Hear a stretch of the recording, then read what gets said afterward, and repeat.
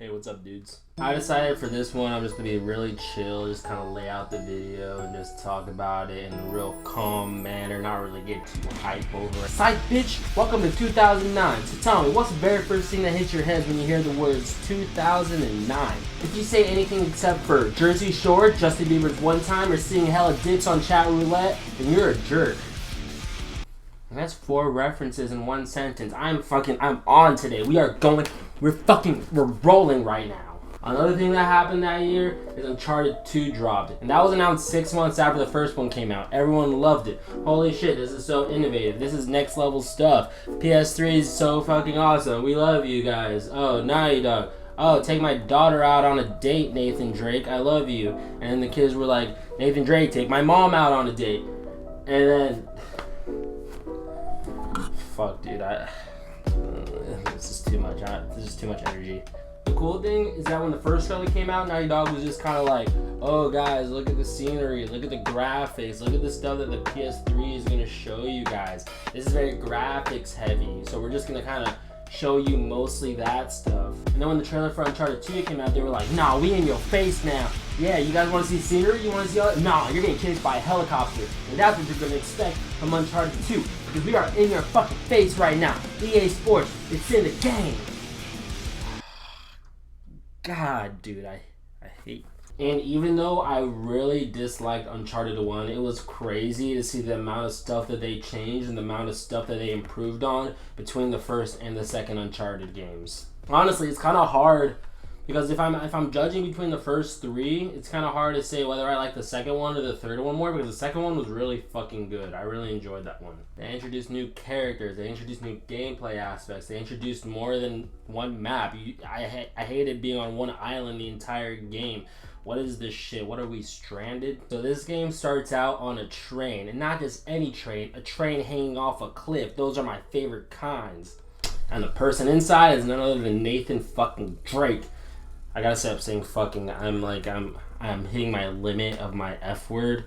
My F word limit that I have set for this video. We're gonna have to chill on that. So Nathan Drake is in a train that's hanging off of a cliff. That's a cliffhanger start. That's dope. Naughty Dog, big points for you guys. And after you climb up the train and get back on the cliff, it does a flashback to 5 months earlier. I think it was 5 months earlier. Let's just say, for the video's sake, it was 5 months earlier. And you're introduced to 2 new characters, Harry Flynn and Chloe. She's Chloe. I'm looking over my notes to see if I put her last name, but all I put on there was that Chloe is hot. She was, so that's all you guys really need to know. I'll say Chloe, you guys will know who I'm talking about. So Nathan Drake makes a deal with Harry Flynn to go find the lost land of Shambhala. And how they're going to do that is they're going to break into this monastery and find the map that shows them exactly where they need to go to get there. Chloe shows up and she's like, I'll work with you guys too. And Nathan's like, oh wow, you're my ex. This is kind of awkward. This is the T, guys. Write it down. There's T in this game, hella. So fast forward to when Nate and Harry are breaking into the monastery.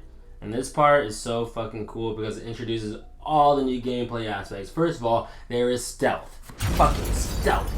Hell yeah. We love that stealth shit. Stealth, baby. Yeah. We got stealth takedowns.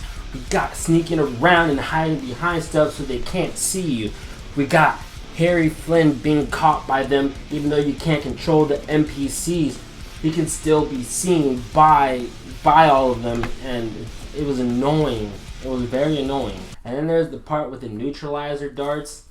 That part cracked me up because it was funny because there's a whole conversation between Nate and Harry about how Nate doesn't want to kill anybody. He has this moral kind of grasp to not kill anyone. And Harry's like, oh no, these are neutralizer darts in this gun. Neutralizer darts, they added those in too. So he tells him, hey, you can take them out with the neutralizer darts. It doesn't kill them, it just puts them to sleep. And Nate's like, okay, cool. So he shoots this one guy that's up on a balcony, and the guy is just like, I'll just show you guys the clip. I can't reenact it.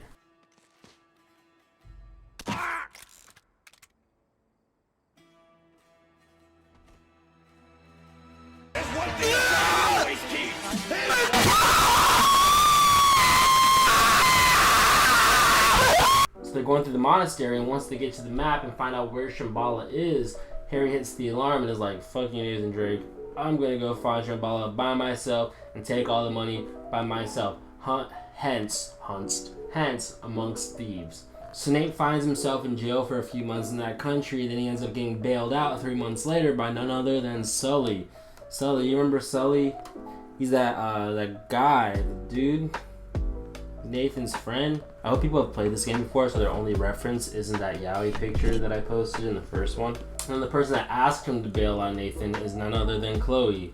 Chloe, the hot one. Chloe Hot. And at first Nathan's like, no, dude, nah. Then he finds out that she's a double agent. She switches over like multiple times throughout the game. It's very confusing. That was the one very confusing part about this game. You never knew what side Chloe really stood on. So then Nathan gets out and is like, okay, now it's time for us to find Shambhala. So now it's a race. Harry Flynn has teamed up with this war criminal Lazarevich, and then Nathan, Sully, and Chloe, they're all racing to get to Shambhala. And fuck, this is such a mouthful, dude. Shit. So then they get to Nepal, and they're trying to find the way into Shambhala, and you realize, hey, what happened to Elena? You remember Elena? The girl from the last game? Yeah, she's nowhere to be found. And they get into a chase with Harry Flynn's men and Lazarevich, and they end up running back into Elena. And who's with Elena? Her new boyfriend, Morty. Write it down. T-notes. I'm just going to put T-notes up here so you guys know what the T is, because the story is important, but the T is important as well. So we're gonna separate the two. And they go through. They solve more puzzles. The puzzles in this one are pretty cool. I really like the Tower of Light, or something like that. I'll correct myself if it's wrong. I'll put it like right here. But I really enjoyed that part. It was really cool. The puzzles were a little easier. There were still a couple where I ended up having to use a walkthrough, but it wasn't the worst thing in the world. But then they end up finding a lost city of Shambhala. And at first, fuck dude, this is so much. And then after the puzzles is when it gets really tight, because you get these cool ass new cinematic levels. Fucking super levels. Like the train one where you're running on the train and you're killing everybody along the way trying to get to the front. That part is super sick. And then you get to the part where Elena is driving and Nathan is jumping from car to freaking car, just killing everyone, trying to get to the front so he can catch Harry and Lazarevich, and it's fucking sick. They really stepped up, and it's crazy to see how much progression they had in 2 years, because 2 years is not a lot of time to make so many progressions, but Naughty Dog was like, fuck it dude, I'm gonna do it anyways. And like I said, there was a train level leading to train falling off the cliff, leading to going back to the beginning where Nathan Drake is in the train hanging off of a cliff. It comes full circle. It comes full circle, guys. After he walks through the snow and kills a couple bad guys, he ends up passing out and then wakes up in this little village in Tibet. He was saved by a guy named what was his name? Tenzin. His name was Tenzin. It's Tenzin. His name was Tenzin! Tenzin! Dude, I don't remember his name. His name was Tenzin! I don't remember his name at all. There's a guy named Schaefer. I don't remember. Do better research next time, you fucking moron! God damn it. That was probably a bad idea to do in an apartment, because as soon as I finished recording that, there was a bunch of doors opening and people walking around. Shit. I didn't think there was gonna be any like supernatural aspects in this one, the same way there was in the first one, but there was Yetis. There was Yetis there, and the Yetis turned out to not be Yetis. They turned out to be these ancient beings from the lost city of Shambhala that they realize once they get there. So they get there, they run through, they're fighting the Yetis, or the civilians of Shambhala, who are impossible to kill. And so you realize, hey, you can use 2 crossbow arrows to kill them instead of 3 fucking clips of my M40. Great, thank God.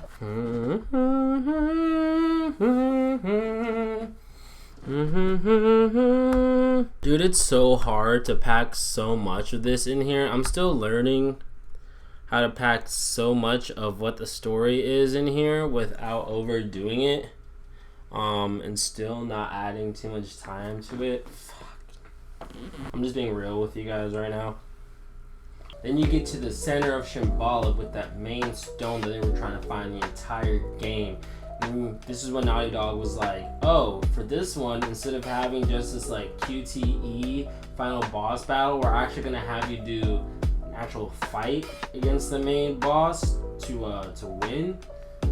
And it was cool, like it added a little more intensity to it, where you're running around and then you have to shoot these stones as soon as Lazarevich runs past them, and then once you do it 3 or 4 times, I think, then he dies and you win. But it doesn't end there, which is fucking cool. This is when Naughty Dog is like, ha, you thought it was over. That was a Matty B reference. You thought it was over. Because as soon as you kill Lazarevich, the entire city of Shambhala comes crumbling down, and you have a certain amount of time to escape while everything is just crushing all around you. So Nathan escapes and everything is great, everything is awesome now. And then he runs back into Chloe, and Chloe is like, hey dude, I know you like me or whatever, I'm hot, but I can tell you really like Elena, and your heart is still over there. Why don't you go talk to her? And then she leaves off saying, I know you're gonna miss this ass. But admit it, you're gonna miss this ass. And I'm like, dude, I will. Dude, I'm sorry guys, I don't want to talk about video game characters like this anymore. And then Nathan walks over to Elena and they get real cute. And the game ends there, and you're like, aw, Nathan and Elena are so cute. I hope they stay together forever. But they don't! Tune in next time. God, that was terrible. You thought it was over. On a scale from not Uncharted 4 to Uncharted 4, I give this a not quite Uncharted 4. Still a super sick game though, probably my favorite out of the first 3. Thank you guys so much for watching. Make sure you hit that subscribe button, like, and comment whatever you want. Leave a hate comment, I'll take them on, you know, I'll respond to them. If I see a hate comment I really like, maybe I'll respond directly to it. That would be cool. But yeah, tune in next time. We're going to talk about Uncharted 3, and that'll be fun. I'll see you later. You thought it was over.